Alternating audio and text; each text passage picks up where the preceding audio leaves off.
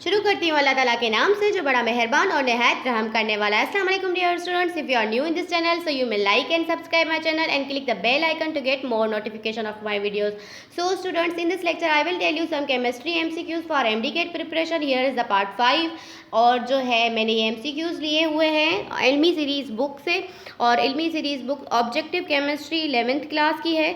और यहाँ पे ये जो बुक है लिखी हुई है MD नसीम की, प्रोफेसर सुहेल खालिक की और भी डिफरेंट राइटर हैं उनकी। ठीक है, तो इसमें जो है और भी डिफरेंट बोर्ड्स आ जाते हैं, पंजाब बोर्ड आ जाता है, सिंध बोर्ड आ जाता है, डिफरेंट MCQs हैं। ठीक है, तो आपको ये फॉलो करने चाहिए और ये बहुत ही मोस्ट इम्पोर्टेंट MCQs हैं जो पिछले पास पेपर्स में आ चुके हैं। ठीक है, तो मैंने यहाँ पे MCQs लिए हुए हैं इसी बुक से, सही है, और मैंने ये बुक खुद परचेज़ की है ताकि आपको NB क्वेश्चन करवा सकूँ। और इसमें जो है क्वेश्चन है which among the following will show N isotropy. इसमें आइसोट्रॉपी जो है बेरियम क्लोराइड क्यों दिखाता है। ठीक है, ये मैं आगे आपको बताऊंगी क्योंकि आगे मैंने इनको क्या है डिस्क्राइब किया हुआ है कि बेरियम क्लोराइड एक एनाइसोट्रॉपिक क्यों है, क्योंकि एक आयोनिक कंपाउंड है। ठीक है, इसकी वजह से ये जो है एनाइसोट्रॉपी शो करता है और वुड और गिलास और पेपर अमोर्फस फॉर्म्स हैं, इसीलिए ये जो है आपके एनाइडिक कंपाउंड नहीं है। ठीक है, लेकिन फर्दर हम इनको एक्सप्लेन करेंगे और पढ़ेंगे मतलब आगे। ठीक है, और मैं एक बात और आपको बताना चाहूँगी कि मैंने इंटर क्लास की केमिस्ट्री जो है स्टार्ट की थी। ठीक है, लेकिन कुछ बच्चों ने कहा कि टीचर हमें MCQ जो है पोर्शन पहले आप करवाएं ताकि जो है अभी जो टेस्ट होगी उनके लिए फिर इजी हो जाए। लेकिन जो है मैंने इंटर क्लास की केमिस्ट्री जो है स्टार्ट की थी और वही मेरा वो था कि मैं उसी को पहले कंप्लीट करूँगी, क्योंकि जो है मैंने ये चैनल जो है वो फर्स्ट ईयर में जो स्टूडेंट्स हैं ना अभी जो तैयारी कर रहे हैं MD CAT के लिए, उनके लिए मतलब बनाया है। ठीक है, ताकि वो जो है यहाँ से मतलब प्रिपरेशन कर सकें। ठीक है, और जो है कुछ स्टूडेंट्स ने कहा कि टीचर हमें जो है MCQs आप जो है पोर्शन पहले करवा लें और बाद में आप इंटर की केमिस्ट्री करवा लीजिएगा। ठीक है, तो यहाँ पे मैंने कुछ MCQs लिए हुए हैं इम्पोर्टेंट जो हैं उनके लिए। ठीक है, और वो यहाँ पे मैंने यहाँ शो किए हुए हैं स्लाइड्स के ज़रिए। ठीक है, और जो पहले लेक्चर में मैंने पार्ट 4 में पढ़ाए थे MCQs वो भी मैंने डिफरेंट कलेक्शन की हुई थी, वो भी कंटिन्यू ही है, कंटिन्यू ही पार्ट है। ठीक है, तो आप कंफ्यूज ना हो, ये भी NB ही क्वेश्चन है। ठीक है, और ये भी आपके MD CAT प्रिपरेशन के लिए ही हैं। ठीक है, तो इसको हम आगे डिफाइन मैं करूँगी कि बेरियम क्लोराइड जो है वो एन आइसोट्रॉपिक क्यों है। लेकिन उससे पहले हम पढ़ते हैं कि how many allotropic forms are present in carbon. Carbon में एलोट्रोपिक फॉर्म्स कितने होते हैं, और पहले कि आप ये जान लें कि एलोट्रोपी क्या है, एलोट्रॉप क्या है। ठीक है, those elements which show allotropy are called allotropic form such as graphite and diamond are allotrope of carbon. ठीक है, similarly sulphur has rhombic and monoclinic as allotropic form. इसी तरीके से सल्फर में जो है एलोट्रोपिक कितने होते हैं, 2 होते हैं, रोहम्बिक और मोनोक्लिनिक। ठीक है, अब आप ये समझें कि पहले कि एलोट्रोपी क्या है। ठीक है, एलोट्रोपी ये है कि existence of an element in more than one crystalline form is called allotropy.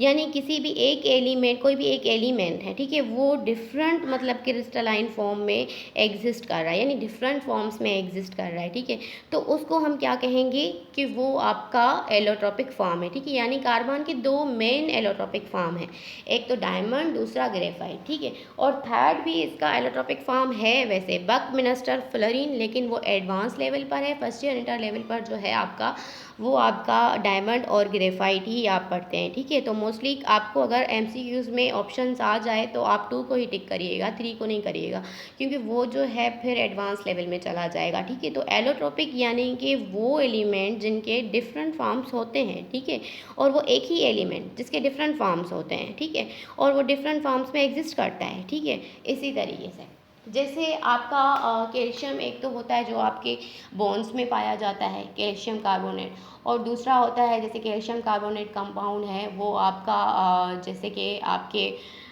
चूना है जैसे। ठीक है, उसमें पाया जाता है। ठीक है, लाइमस्टोन में। तो उसी तरीके से यहाँ पे भी बात यही हो रही है कि एक एलिमेंट जिसके डिफरेंट फॉर्म्स हैं, ठीक है। तो यहाँ पे कार्बन के कितने फॉर्म्स हैं, एक तो ग्रेफाइट और दूसरा डायमंड, ठीक है। ग्रेफाइट जो है आपका और डायमंड से चेंज है। ग्रेफाइट कंडक्ट इलेक्ट्रिसिटी करता है और डायमंड जो है आपका कंडक्ट इलेक्ट्रिसिटी नहीं करता, ठीक है। और मेल्टिंग पॉइंट में भी इन दोनों के डिफरेंट है, हार्ड है डायमंड जो है। ग्रेफाइट आपका जो है हेक्सागोनल स्ट्रक्चर दिखाता है, वो भी हम आगे इनके एमसीक्यूज पढ़ेंगे। और जो डायमंड है वो आपका हेक्सागोनल स्ट्रक्चर नहीं दिखाता, वो आपका टेट्राहेड्रल स्ट्रक्चर दिखाता है, ठीक है।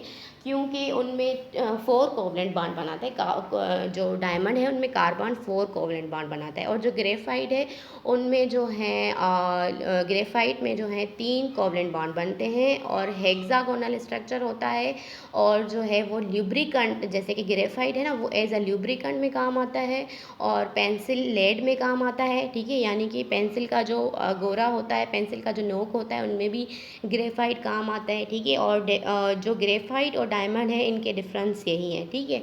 अब हम आते हैं 73 क्वेश्चन पर। Hardness of diamond is attributed. अब यही सेम बात कि वो हार्ड क्यों है। डायमंड हार्ड इसलिए क्योंकि उसमें 3 dimensional network of covalent bond है, यानी कि उनमें वो 4 कोवलेंट बॉन्ड बनाता है एक कार्बन, लेकिन क्या करता है उनमें 3D डायमेंशनल है, ठीक है। 3D डायमेंशनल आप यूँ कह सकते हैं कि उनकी जो डायमेंशनल नेटवर्क है वो 3D में है, यानी 3D नेटवर्क में है, ठीक है। तो उनकी जो हार्डनेस है डायमंड की वो इसी ही वजह से है, ठीक है।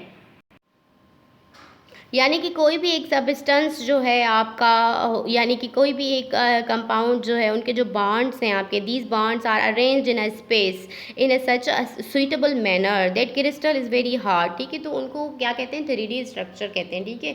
यानी कि वो एक पर्टिकुलर मैनर में है, ठीक है। तो वो क्या है, हार्ड है। डायमंड क्या है, हार्ड है, सही है। अब हम पढ़ते हैं 71 क्वेश्चन, जो मैंने रिमेनिंग यहाँ पे आपके लिए रखा हुआ था कि ताकि आपके ये दोनों क्वेश्चन भी इसके साथ जो हैं वो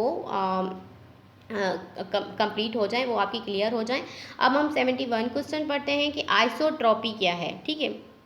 उनकी एक्सप्लेनेशन पढ़ते हैं। The word isotropic is derived from Greek word isos means equal and tropos means way, ठीक है। So isotropic means has the same properties in all direction as wood plastic and glasses. यानी कि ये जो है ये आपके सारे आइसोट्रॉपिक फॉर्म हैं, वुड प्लास्टिक ग्लासेस, ये सब आपके क्या हैं, आइसोट्रॉपिक फॉर्म है, ठीक है। इसमें आप ये कह सकते हैं कि आइसोट्रॉपिक फॉर्म में क्या होता है कि आइसो मीन्स सेम और ट्रोपोज मीन्स वे, यानी एक ही वे में, ठीक है, पर डिफरेंट इन ऑल डायरेक्शन में। यानी कि जैसे कि हमने वुड को तोड़ा है, ठीक है, वुड को तोड़ेंगे तो उनके डिफरेंट डिफरेंट पार्ट्स होंगे, ठीक है, लेकिन वो एक ही डायरेक्शन होंगी, उनकी कोई भी पर्टिकुलर उनकी डिफरेंट प्रॉपर्टीज़ नहीं होती। जैसे रिफ्लेक्टिव इंडेक्स हो गया, ठीक है, उनकी डिफरेंट प्रॉपर्टीज़, जैसे आपकी एन आइसोट्रॉपिक में है डिफरेंट प्रॉपर्टीज़, इलेक्ट्रिकल कंडक्टिविटी हो गई, थर्मल कंडक्टिविटी हो गई, रिफ्रैक्टिव इंडेक्स है, वो जो है एन आइसोट्रॉपिक में होता है, आइसोट्रॉपिक में नहीं होता, ठीक है। आइसोट्रॉपिक में है इनकी सेम प्रॉपर्टीज़ होती हैं। जैसे कि हमने किसी एक वुड को तोड़ा है, उनके डिफरेंट पार्ट्स हैं, ठीक है, तो उनकी हर पार्ट में सेम प्रॉपर्टी होगी, ठीक है, उनकी कोई भी डिफरेंट प्रॉपर्टी नहीं होती फिर उसकी, ठीक है। और जो वुड है आपका, वो आपका क्या है, एक आइसोट्रॉपिक मटेरियल है, एन आइसोट्रॉपिक नहीं है, ठीक है। क्यों, क्योंकि उसमें सेम प्रॉपर्टीज़ है, सही है। यानी कि वो एक क्रिस्टल नहीं है, ठीक है। क्रिस्टल होता तो उनमें क्लीवेज होती, उनमें जो है उनके जो टुकड़े हैं वो हर एक शेप में, मतलब उनका एक पर्टिकुलर शेप होता, लेकिन आइसोट्रॉपिक के पास कोई भी पर्टिकुलर शेप नहीं होता, वो अमॉर्फस होते हैं, ठीक है। और एन आइसोट्रॉपिक पे आते हैं। An isotropic means having different properties in different direction. It is the opposite of isotropic का अपोजिट है। For example barium chloride is an ionic crystal, ठीक है। तो इनमें जो है डिफरेंट प्रॉपर्टीज़, जैसे मैंने आपको बताई, एक तो मैंने आपको बताई कि electrical conductivity, thermal conductivity, refractive index and cleavage, ठीक है। these all are the properties of an isotropic properties and these are the properties have different directions, ठीक है। तो इन प्रॉपर्टीज़ के पास क्या है, डिफरेंट डायरेक्शंस हैं।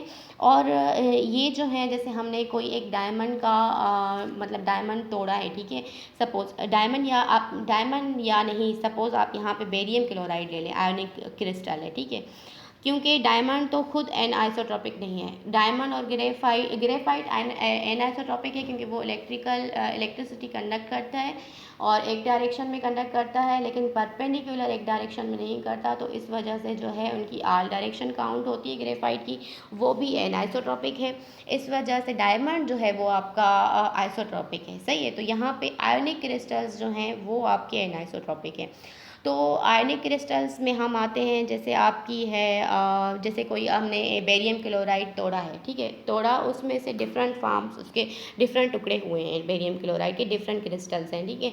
उन डिफरेंट क्रिस्टल्स की डिफरेंट प्रॉपर्टीज़ होगी, ठीक है, उनकी डिफरेंट प्रॉपर्टीज़, जैसे आपकी ये रिफ्रैक्टिव इंडेक्स हो गई, इलेक्ट्रिकल कंडक्टिविटी यानी इलेक्ट्रिसिटी को कंडक्ट करने की पावर डिफरेंट टुकड़ों में डिफरेंट होगी, ठीक है। और उनकी जो है थर्मल कंडक्टिविटी, ठीक है, दर्ज हरारत का बहना जो थर्मल कंडक्टिविटी है वो अलग होगी, ठीक है। और इलेक्ट्रिकल कंडक्टिविटी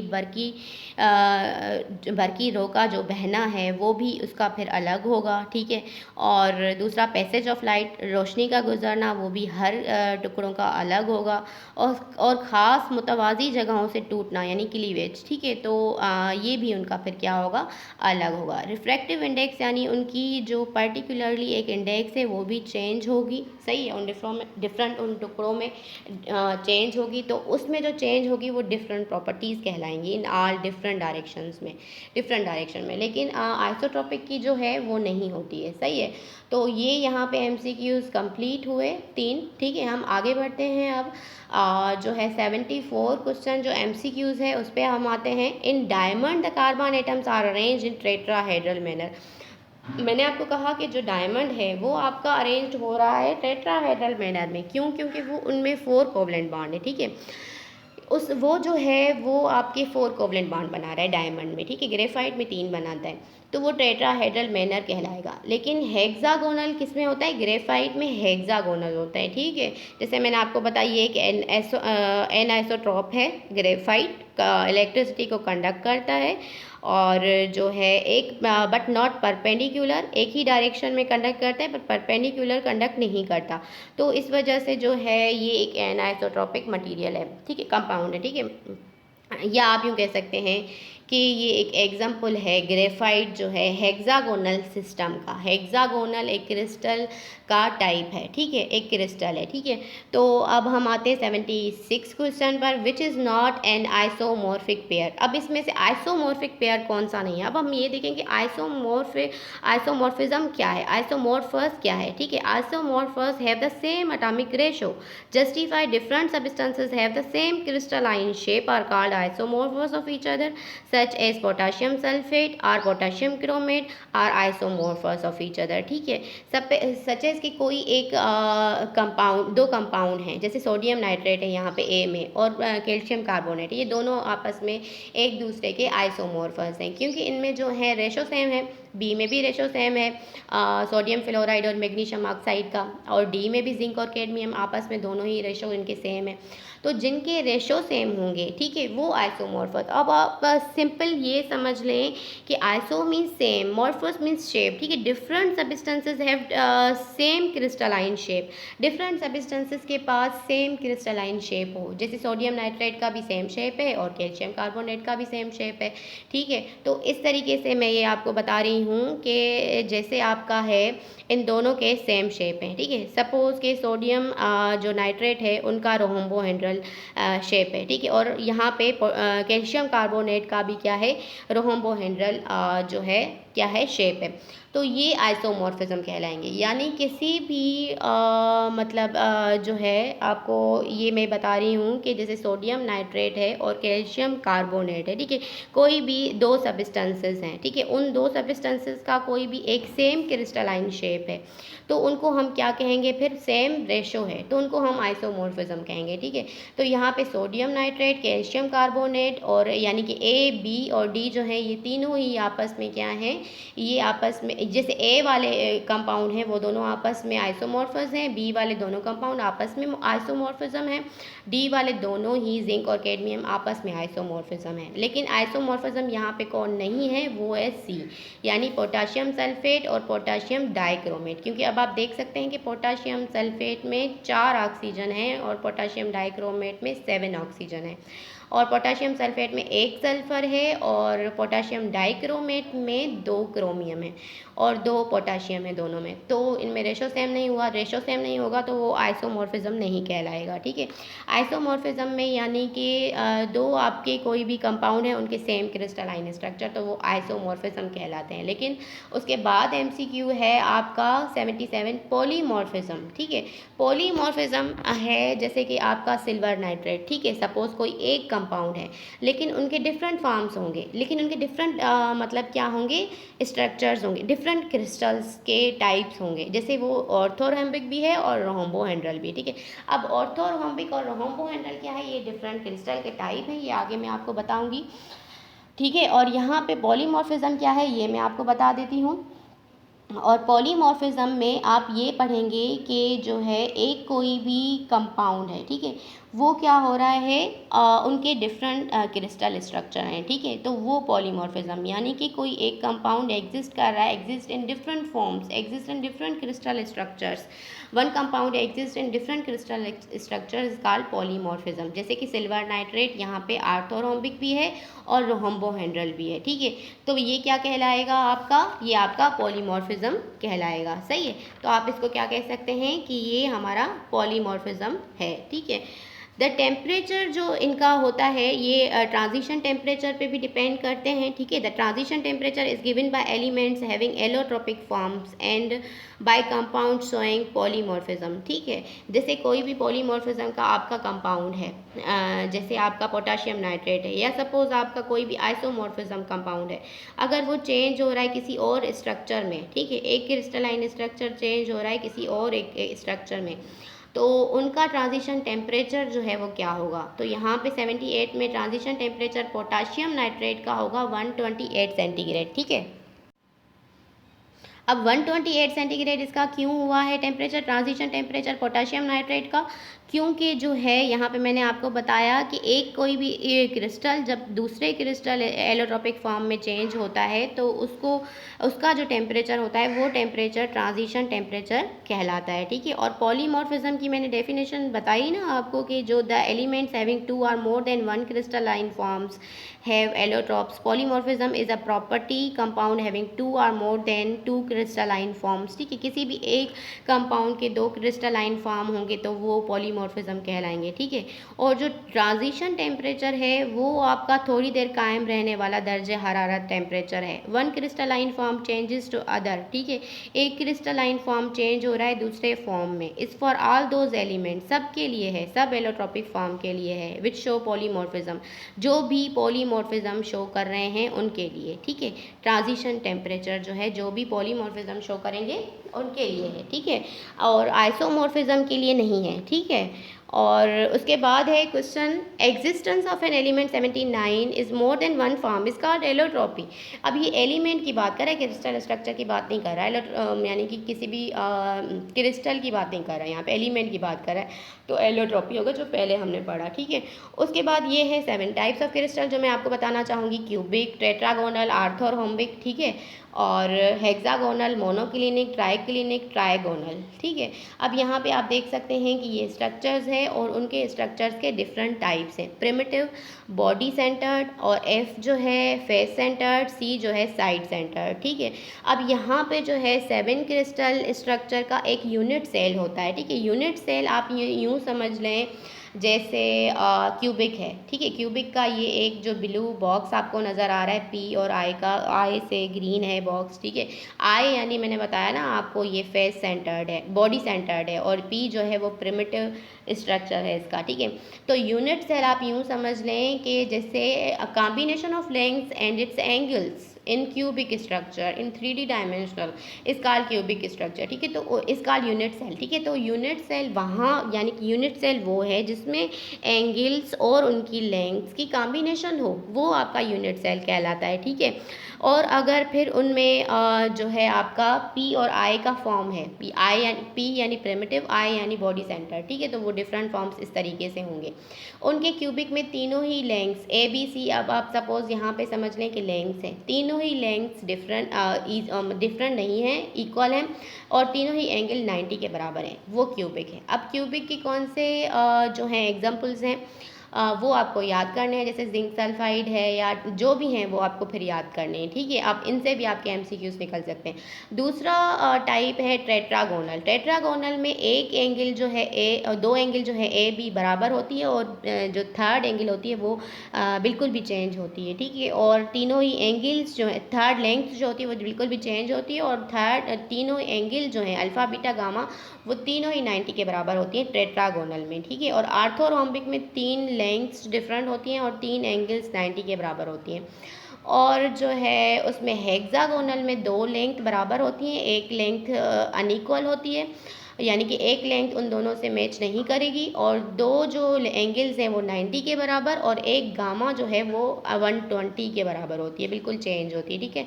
तो मोनोक्लिनिक में क्या होता है, ये इनके भी डिफरेंट एग्जांपल्स हैं, वो आपको याद करने हैं बुक से देखकर, फर्स्ट ईयर की बुक में है, आप वो फॉलो कर सकते हैं। मोनोक्लिनिक में जो है तीनों ही लेंथ्स डिफरेंट होती हैं, और जो है दो एंगल्स जो हैं वो 90 की होती हैं, एक एंगल आपकी 120 की होती है। और ट्राई क्लिनिक में तीनों ही लेंथ्स डिफरेंट होती हैं, और तीनों ही एंगल्स जो हैं वो 90 के बराबर नहीं होती, ठीक है। 90 से ज़्यादा होती हैं या 90 से कम होती हैं, पर 90 के इक्वल नहीं होती, ठीक है। और ट्राइगोनल में क्या होता है, तीनों लेंथ बराबर होती हैं, दो एंगल जो हैं आपकी अल्फ़ा बीटा वो बराबर होती हैं 90 के, और थर्ड जो है वो आपकी 90 के बराबर नहीं होगी, गामा, ठीक है। तो आप इसको फर्दर एक्स्ट्रा एक्सप्लेनेशन में पढ़ सकते हैं कि अगर नहीं होती तो किसके बराबर होती है, थर्ड गामा 120 की होती है, ये मैंने एक्स्ट्रा यहाँ पे नहीं रखा, ठीक है। तो इनके जो MCQs हैं वो आप खुद कर लीजिएगा, सही है। और इनके इसके बाद जो हम क्वेश्चन पढ़ेंगे वो है हमारा question number 80, variation of physical properties in crystalline form, ठीक है। In a crystal form different direction is called, यानी यही एनिसोट्रॉपी, यही जो हम सेम पहले पढ़ के आए, ठीक है। यानी कि इसमें जो है वेरिएशन आ रही है फिजिकल प्रॉपर्टीज़ में, उनकी प्रॉपर्टीज़ में जो है चेंजिंग, यानी जैसे मैंने आपको बताई electrical conductivity, thermal conductivity, refractive index, तो उनको हम फिर एनिसोट्रॉपी कहेंगे, ठीक है। द ट्रांजिशन टेम्परेचर वही है, अब जो 10 है आपका 10 है, उनके क्या है पॉलीमॉर्फिज्म है सपोज, ठीक है। तो वो जो है डिफरेंट फॉर्म्स हैं, ठीक है।